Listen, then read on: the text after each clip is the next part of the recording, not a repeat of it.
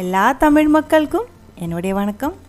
இன்றைக்கி நம்ம செய்ய போகிறது நிறைய ரிக்வெஸ்ட் வந்த ஒரு மசாலா ரெசிபி தான். 5 மில்லியன் ப்ளஸ் வியூஸ் இருக்கிற ஒரு வீடியோ நமக்கு இருக்குது, அப்பத்தோட ரெசிபி. அதுக்கு அன்னைக்கு நான் சைட் டிஷ்ஷாக வச்ச ஒரு மசாலா குழம்பு இருந்துச்சு. அப்போ இருந்து ரிக்வெஸ்ட் வந்துட்டு இருக்குது. அது வந்து இந்த மசாலா குழம்பு தான், க்ரீன் பீஸ் மசாலா குழம்பு. எப்படி செய்யலான்னு பார்த்துட்டு வரலாம். 1/4 கிலோ அளவுக்கு க்ரீன் பீஸ் நான் இங்கே ஓவர் நைட் ஊற வச்சு எடுத்துருக்கு. ஃப்ரோசன் க்ரீன் பீஸும் நீங்கள் யூஸ் பண்ணலாம், பச்சையாக இருக்கிற ஃப்ரெஷ்ஷாக இருக்கிற க்ரீன் பீஸும் யூஸ் பண்ணலாம். அப்போ வந்து கொஞ்சம் பொட்டேட்டோவும் ஆட் பண்ணி கொடுத்துக்கோங்க, இன்னும் டேஸ்டியாக இருக்கும். வதக்கிறதுக்காக ஒரு பெரிய வெங்காயம், ஒரு சின்ன சைஸ் தக்காளி, 3 பச்சை மிளகாய், 1.5 இன்ச்சு சைஸுக்கு இஞ்சி, 10 மீடியம் சைஸ் பூண்டு, கொஞ்சம் கொத்தமல்லி இலை. தக்காளி வந்து பெருசாக இருந்தால் பாதி எடுத்தால் போதும். முதல்ல வந்து க்ரீன் பீஸ் வந்து கொஞ்சம் அதிகமாக தண்ணி ஊற்றி வேக வைக்கணும்.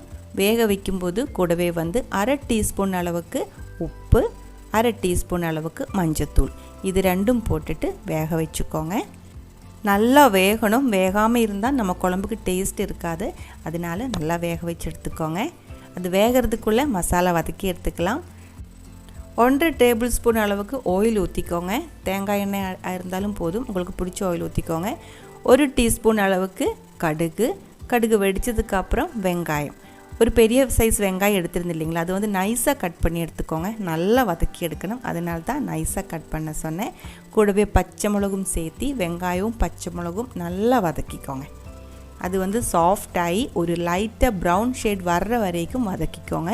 இது வந்து மறுபடியும் நம்ம குழம்பு கூட சேர்த்து வேக வைக்கிறது இல்லை, வதக்கி எடுக்கிறது மட்டும்தான். அதனால முடிஞ்ச அளவுக்கு நல்லா வேக வச்சு வதக்கிக்கோங்க. 1/2 டீஸ்பூன் அளவுக்கு உப்பும் போட்டு கொடுத்துருக்கு. நல்லா வதக்கினதுக்கப்புறம் கட் பண்ணி வச்ச இஞ்சி பூண்டு அதுவும் சேர்த்து அதோட பச்சை ஸ்மெல் போகிற வரைக்கும் லோ ஃப்ளேமில் நல்லா வதக்கி எடுத்துக்கலாம். இப்போ மசாலா ஒன்று ஆட் பண்ணிடலாம். 1/2 டீஸ்பூன் அளவுக்கு மஞ்சத்தூள், 2 டீஸ்பூன் அளவுக்கு மல்லித்தூள், 1 டீஸ்பூன் அளவுக்கு கரம் மசாலா. அவ்வளோ மசாலா போட்டதுக்கப்புறம் மறுபடியும் வதக்கிக்கோங்க. இந்த மசாலா எல்லாம் நல்லா ஃப்ரை ஆகணும், நல்ல ஒரு ஸ்மெல் வரும் எல்லாமே கலந்து. அதுக்கப்புறம் நம்ம கட் பண்ணி வச்ச அந்த சின்ன தக்காளி அதுவும் ஆட் பண்ணிக்கோங்க. தக்காளி வந்து கொஞ்சம் சாஃப்ட் ஆகிற வரைக்கும் வதக்கிக்கோங்க. அதுக்கப்புறம் கொத்தமல்லி இலை எடுத்து வச்சு அந்த கொத்தமல்லி இலையில் பாதி நான் இப்போ மசாலா கூட ஆட் பண்ணியிருக்கு, பாதி வந்து நம்ம எடுத்து வச்சுருக்கு, அது வந்து லாஸ்ட்டாக சேர்த்திடலாம். மசாலாக்கு கொஞ்சம் உப்பு கம்மியாக இருந்துச்சு, அதனால மறுபடியும் ஒரு 1/4 டீஸ்பூன் அளவுக்கு உப்பு நான் சேர்த்தி இருக்குது. தக்காளி ஓரளவுக்கு வெந்து சாஃப்ட் ஆகிற வரைக்கும் வதக்கிக்கோங்க. அதுக்கப்புறம் நம்ம வேக வச்சு எடுத்து வச்ச க்ரீன் பீஸ், க்ரீன் பீஸுக்கும் உப்பு இருக்குது, அது ஞாபகம் வச்சுட்டு தான் மசாலையில் உப்பு சேர்க்கணும்.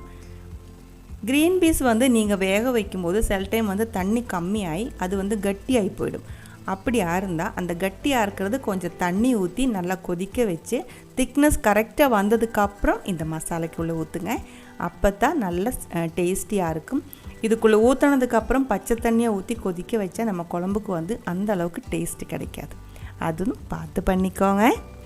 இப்போ பாருங்கள், கொஞ்சம் நேரம் கொதிக்க வச்சு டேஸ்ட் எல்லாம் கரெக்டாக பேலன்ஸ் ஆனதுக்கப்புறம் ஃபைனலாக மிச்சம் இருந்த கொத்தமல்லி தலையும் மேலே சேர்த்தி இருக்கு. போதும். நீங்கள் நிறைய பேர் ரிக்வெஸ்ட் பண்ணால் க்ரீன் பீஸ் மசாலா குழம்பு வந்து ரெடியாக இருக்குது. அப்பத்துக்கு, பூரிக்கு, சப்பாத்திக்கு, பரோட்டைக்கெல்லாம் சூப்பராக மேட்ச் ஆகிற ஒரு குழம்பு தான். ட்ரை பண்ணி பாருங்கள். ட்ரை பண்ணி பார்த்ததுக்கப்புறம் உங்கள் கமெண்ட்ஸ் எல்லாம் சொல்லிவிடுங்க. நீங்கள் இதுவரைக்கும் கொடுத்துட்ருக்கிற சப்போர்ட்டுக்கு ரொம்ப ரொம்ப நன்றி. உடனே பார்க்கலாம் இன்னும் ஒரு ரெசிபியோட.